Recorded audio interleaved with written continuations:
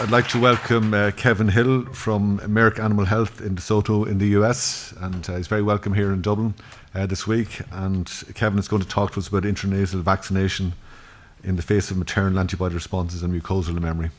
The floor is yours, Kevin. Thank you. It's a pleasure to be here and be able to share some data with you that I think will be important in helping us understand vaccination of the neonate and help us make better decisions as we work on that kind of a project. I want to make sure I make clear that this is the work of Dr. Philip Griebel from Canada, and I've had the pleasure of collaborating with him on several projects and have the opportunity to present this today. In the U.S., it's a common practice for us to vaccinate young calves in our beef herds, typically 30 to 60 days old. In dairy calves, oftentimes in the first week of age. And so certainly during that period when we have concerns about the effects of maternal antibodies, we're doing a lot of vaccination in that period, even though we have a paucity of data to support the efficacy of doing so. And as Dr. Gomez pointed out so well this morning, reminded us of the obvious problems we have in eliciting a humoral response in those situations. So those have been pointed out. We've got a lot of references in the data as we look at it that have shown this this potential maternal antibody inactivation of our vaccines. We've had some landmark studies done to show that we do get a cell-mediated response in some instances, but it's important to note that not all antigens act the same, and so we get some positive and some negatives in that regard. We know that our calves are not fully mature when they're born, and so the older calves will respond more robustly than the younger. And so our approach really has been to look at the use of intranasal vaccines or mucosally delivered vaccines to try and circumvent that problem, avoid the interference from maternal antibodies. And so the information I'll present today will be from several different studies, show you what we've learned there. In some work that we did with Dr. Griebel a few years ago, we published this. We showed that we were able, in the face of maternal antibodies, to stimulate an IgA response by collecting nasal secretions and measuring the IgA in those. And so in this, these are BVD titers. Some of the things we learned is that there's actually a fair amount of IgA transfer in colostrum. So we started out with relatively high levels of IgA on day 0, but those drop rapidly.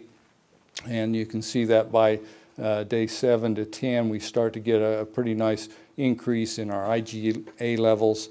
And also, we had some concern initially that if we stimulate good mucosal IgA, we might have a potential of inactivating a booster vaccine that would follow very closely. So we were pleased to see that in this BVD example here that you can see we did get a nice booster effect from a follow-up vaccination.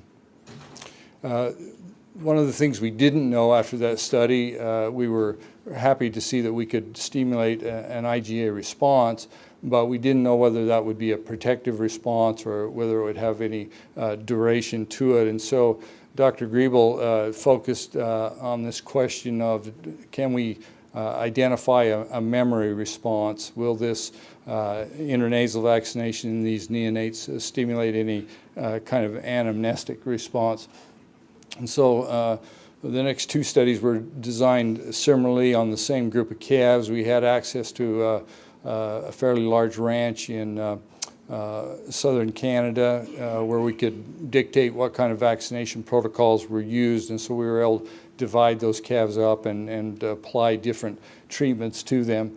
And so In this first study in 2013, you can see we had access to about 90 calves here that we split up, and half the calves were just vaccinated intranasally with a diluent, the other half with a modified live, multivalent modified live vaccine delivered intranasally.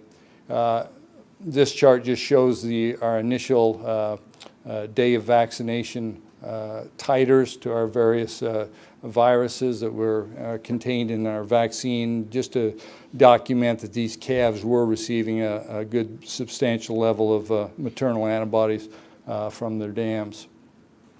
So they were vaccinated, as I indicated. Then we came back about 4 to 5 months later, towards the end of October, and then also bled the same calves again, and so that we could choose those that we were going to take into the challenge phase of this experimental design. So one of the things we can see clearly is that we have a pretty steady decline over that time period, as we would expect in those maternal antibodies, and don't see any significant effect on the serum antibody concentrations. Because we wanted to focus on the memory response of these calves, we took care, and we're going to use a BHV1 challenge on these calves, and so we're looking particularly at the BHV1 titers here. We wanted to select calves out of that group who were seronegative, and so that we wouldn't have any influence in the results by any serum titers, even if they were fairly low.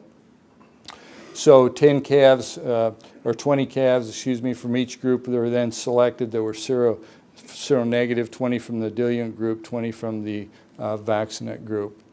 These calves then, the following week, were abruptly weaned from their mothers, loaded onto a truck, and transported about 4 hours to the research facility. So this introduces an element of stress into these calves, which is kind of a common scenario in our production systems. The following day after they arrived at the treatment facility, or research facility, then they got their secondary booster vaccinations.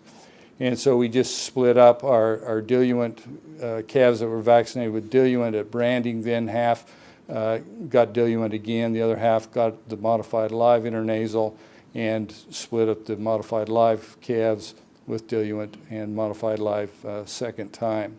And then we took sampling at various time points prior to and after challenge. The challenge, the interval here between vaccination and challenge is fairly important. That was 4 days. We wanted to pick an interval that would allow time for an anamnestic response to occur, but a short enough period of time that it wouldn't allow for a new antibody production from that booster vaccination. So these are the results. This is a pretty severe challenge in this group of calves. We had in the control group 60% mortality rate here within 10 days after challenge, whereas all of the vaccinate groups did very well in terms of preventing mortality. In terms of looking at our IgA production, you can see on day -4, which is our day of vaccination, all groups were pretty similar, so we didn't have any residual IgA titers from initial vaccination, but you can see a distinct difference in the calves that had received intranasal both at branding and on arrival, that their IgA titers immediately started to rise, and so that on the day of challenge were significantly higher than the other groups. In terms of clinical protection, we chose to use objective measures here of weight loss and temperature change.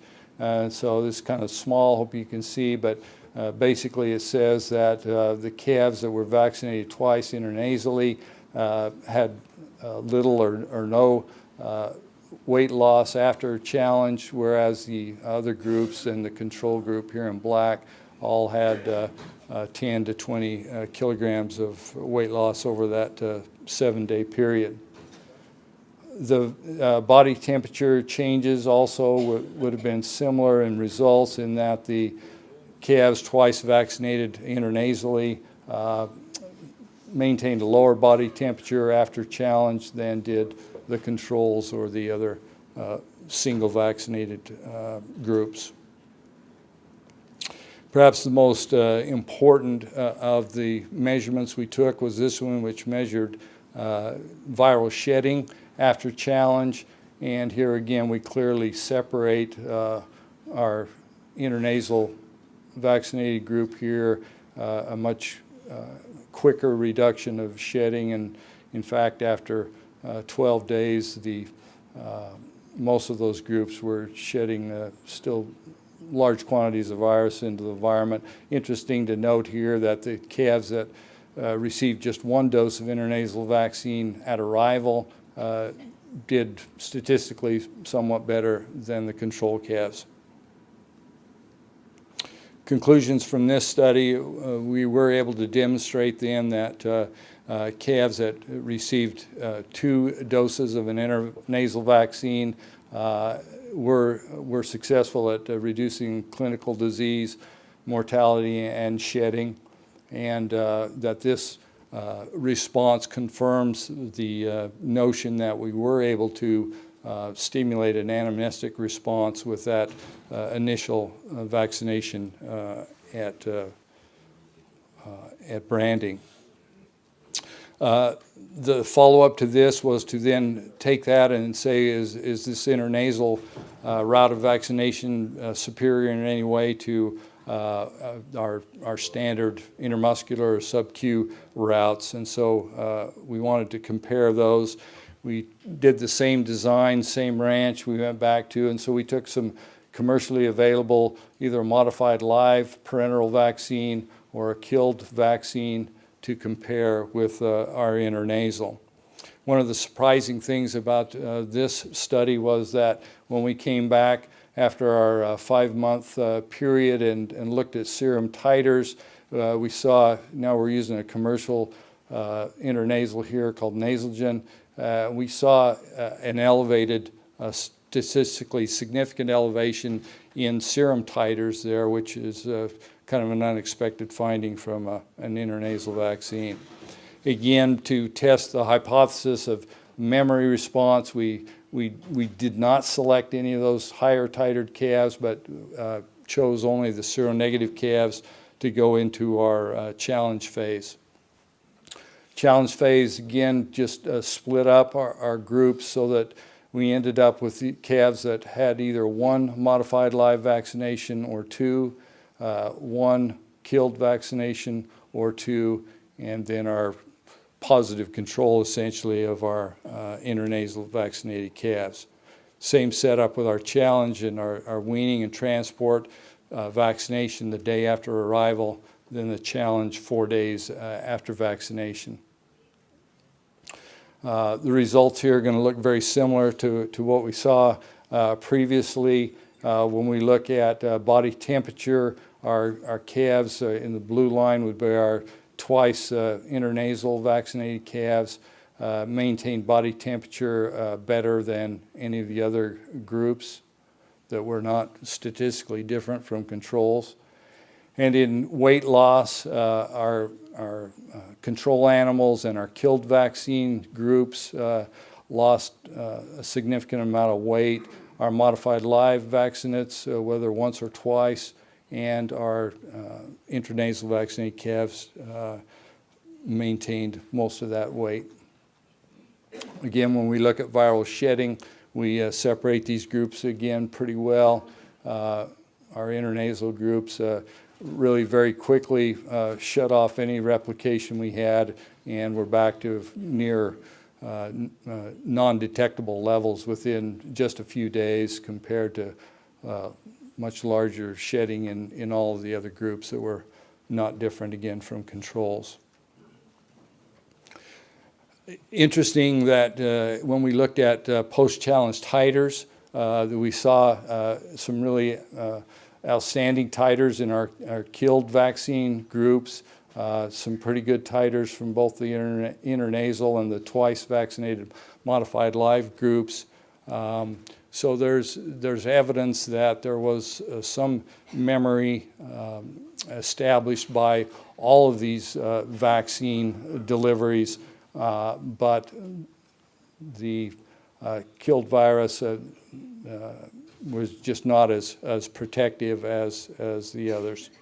So our conclusion here is that if we use a good modified live IBR vaccine at branding, and then again 4 months later, 4 to 5 months later, if that occurs 4 days prior to a challenge, that we were very successful in controlling disease, and really was the superior method compared to our parenteral vaccines.